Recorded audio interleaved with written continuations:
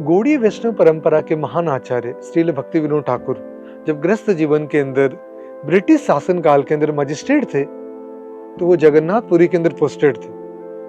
तो उन्होंने भगवान जगन्नाथ से प्रार्थना करी कि हे प्रभु, मुझे एक ऐसा योग्य पुत्र दें जो चैतन्य महाप्रभु के आंदोलन को पूरे विश्व में प्रचार कर सके।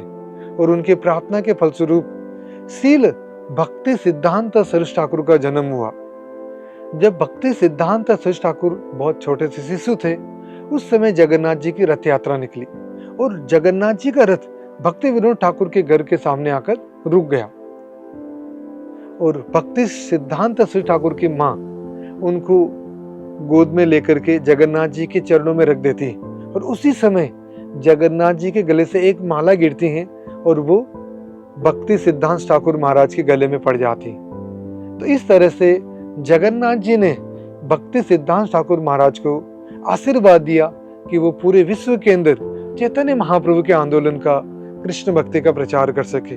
और उन्होंने आगे चल करके पूरे भारत के अंदर 64 गौड़ीय मठों की स्थापना करी। और भक्ति सिद्धांत ठाकुर के शिष्य हैं श्रील ऐसी भक्ति वेदांत स्वामी प्रभुपाद, जिन्होंने की पूरे विश्व के अंदर कृष्ण भक्ति का एक आंदोलन शुरू करा। और पूरे विश्व में आज प्रभुपाद जी की कृपा से जगन्नाथ जी की रथ यात्राएं निकाली जाती हैं।